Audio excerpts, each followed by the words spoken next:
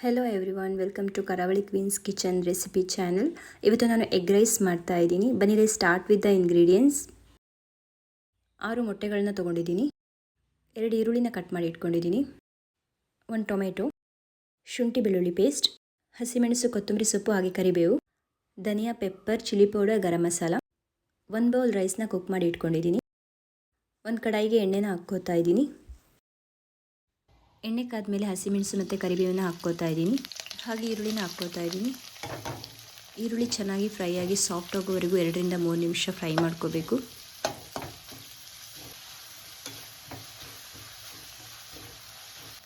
ಈರುಳ್ಳಿ ಸಾಫ್ಟ್ ಆದಮೇಲೆ ಶುಂಠಿ ಬೆಳ್ಳುಳ್ಳಿ ಪೇಸ್ಟ್ನ ಹಾಕ್ಕೋತಾ ಇದ್ದೀನಿ.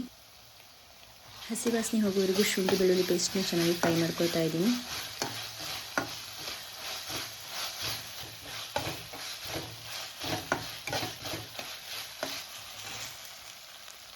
ಕಟ್ ಮಾಡಿರೋ ಟೊಮೆಟೊನ ಇವಾಗ ಆ್ಯಡ್ ಮಾಡ್ಕೋತಾ ಇದ್ದೀನಿ. ಹಾಗೆ ರುಚಿಗೆ ತಕ್ಕಷ್ಟು ಉಪ್ಪನ್ನು ಹಾಕ್ಕೋತಾ ಇದ್ದೀನಿ.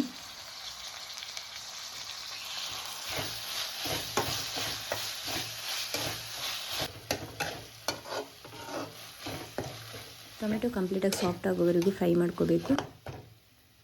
ಇವಾಗ ಎಲ್ಲ ಸ್ಪೈಸಸ್ ಪೌಡರ್ನ ಹಾಕ್ಕೋತಾ ಇದ್ದೀನಿ. ಇದ್ರ ಜೊತೆ ಎಗ್ ಮಸಾಲನೂ ಸ್ವಲ್ಪ ನೀವು ಆ್ಯಡ್ ಮಾಡ್ಕೋಬೋದು, ಚೆನ್ನಾಗಿರುತ್ತೆ.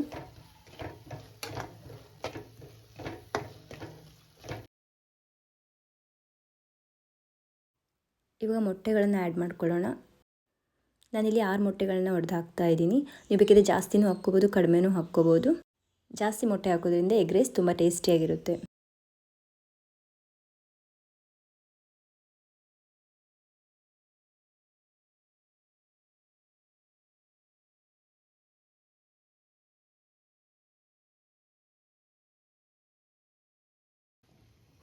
ಮೊಟ್ಟೆ ಮತ್ತು ಮಸಾಲ ಎರಡು ಚೆನ್ನಾಗಿ ಮಿಕ್ಸ್ ಮಾಡ್ಕೊತಾ ಇದ್ದೀನಿ. ತುಂಬ ಡ್ರೈ ಆಗಬಾರ್ದು, ಸ್ವಲ್ಪ ಮಾಯ್ಸ್ಟ್ ಆಗಿದ್ರೇ ತುಂಬ ಚೆನ್ನಾಗಿರುತ್ತೆ ಎಗ್ ರೈಸ್.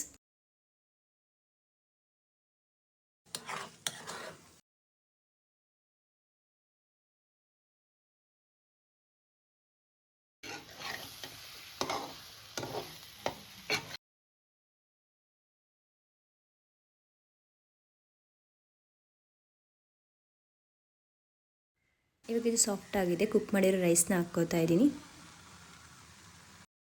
ರೈಸ್ ಮತ್ತು ಮಸಾಲನ ಚೆನ್ನಾಗಿ ಮಿಕ್ಸ್ ಮಾಡ್ಕೊಳ್ಳೋಣ.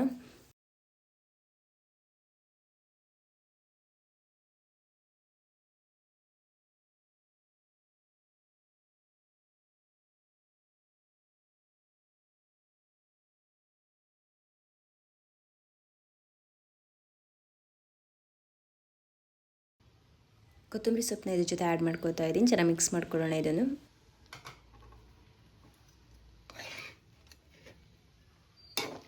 ಯಾರೆಲ್ಲ ನನ್ನ ಚಾನಲ್ನ ನೋಡ್ತಾ ಇದ್ದೀರಾ, ಪ್ಲೀಸ್ ಸಬ್ಸ್ಕ್ರೈಬ್ ಮಾಡಿ, ಲೈಕ್ ಮಾಡಿ ಆ್ಯಂಡ್ ಶೇರ್ ಮಾಡಿ. ಇಷ್ಟ ಆದರೆ ಕಮೆಂಟ್ ಮಾಡಿ. Keep watching. ಬಾಯ್.